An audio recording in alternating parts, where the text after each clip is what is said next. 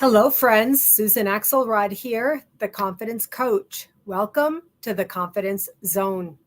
This week, I am offering a 5-part series on your inner power source.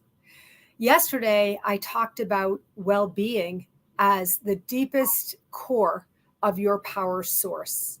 On Monday, when I introduced the series, I talked about your inner power and just in general that I have this feeling and this sense of great powerlessness by so many people I work with, both as clients, but also even among my personal friends and my friend group. Powerlessness is one of the fastest, easiest ways to feel unconfident.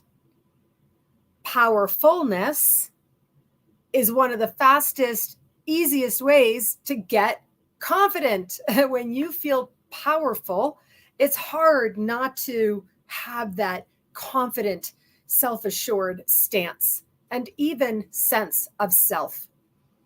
As I discussed yesterday, your well-being feeds into this. And so I want to ask you again, how are you today? How are you feeling? How are you doing? What is the scale of your well-being today? I invite you to give thought to this question. The power is in you, but only about those things that you can control. I said to my friend this very day, I'm focusing on what I can control. There are things in my life that are out of my control, and they could bring me down. And sometimes they do. I got to be honest. I'm human, aren't I? And when that happens, I rise back up by coming back in. It's my responsibility to be accountable to my well-being and to my inner power source. Today, I would like to speak with you about another vital component of your inner power source, and that is faith. Faith. What do you have faith in? I might be referring to your organized religion.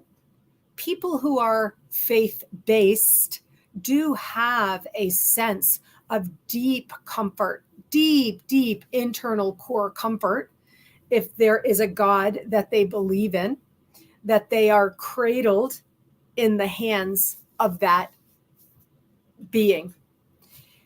Faith might be about God, or you might call it the universe, or you might refer to it as higher power. Often I refer to that as simply all that is. If you have faith in anything that might be called any of those things, then you are connected as one in that faith. And in that engagement, you are not alone.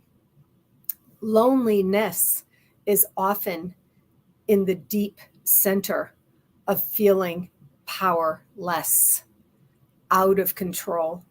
Also, that could lead to anxiousness, depressiveness, and possibly even further down the scale into diagnosable depression or anxiety.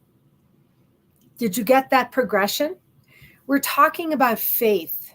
Faith in whatever you might call God or whatever you might consider to be a higher power. Some people put their faith connection into Mother Earth, right? Into the earth. They ground in to the mother, right? Then some people take that further and connect Mother Earth to what they call the Holy Mother. I happen to be Jewish myself. We have a belief in just one God. We call that God Hashem and many other things, but it all means the same thing. That is in what I would say would be inside an organized faith. But I want to be sure to address something very, very important with you today. There are many people who feel increasingly not connected to the organized religion of the faith of their upbringing, or even to an organized faith experience they might have come into as an adult. We are seeing in all religions, there is no religion that is not seeing growing disconnect by their flock. This is something that's well studied, frequently discussed, and easily found if you look into it. And so there's a growing segment of people who do connect up with the idea of spirituality. And inside the idea of spirituality is faith in something. And that's really what I wanted to speak with you about today. Whether you have an organized faith for yourself, I'm not here to judge you, whether you do or not, or judge it.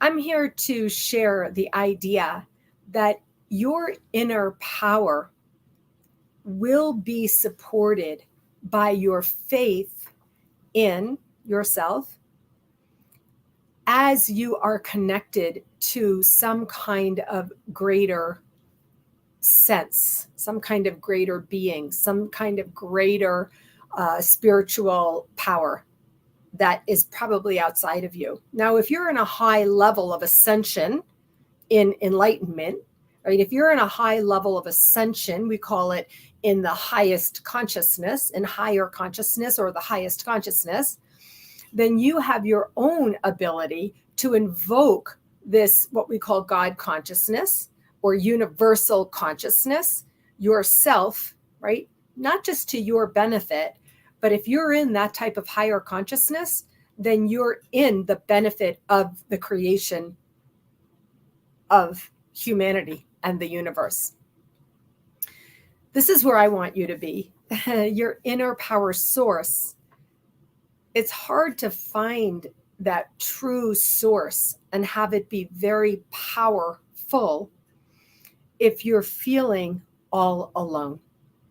So whether this is as simply as the physical community, people, humans, interaction, or whether this is that you're in a crisis of faith, that you feel alone, that you either never did or no longer do feel a godliness around you, the miracle of life when you look around and see what a birth is, or what a tree growing from an acorn is, or a blue sky versus a rainy sky. If you don't see the miracles around you, the blessing of life and creation in the very air you breathe, in your very body, if you do your own body scan, then finding your true inner power source can be difficult. So I want to be clear. The power is in you.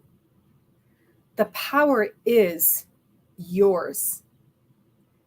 And still, as humans, it's hard sometimes to invoke that power when you're in a struggle, and struggle on the spectrum from crisis, traumatic crisis, to having a bad day. If you find some kind of faith for yourself in whatever way works for you, then you will feel connected to something that is greater than you.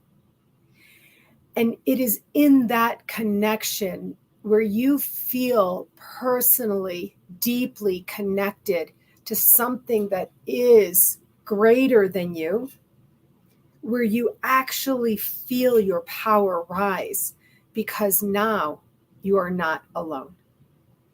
Now it is not only you. So I want to ask you, do you understand? Do you understand what I'm talking about? Do you understand where I'm coming from? And do you understand the connection between your inner power source and faith. I'm not here to proselytize. I'm not here even to teach. I'm not here to urge or encourage. I'm simply here to speak directly to your soul, because your soul is looking for some kind of faith outside of just its lonely self. And so whether it's a tree or Hashem, whatever level it is for you, there are benefits all along the spectrum.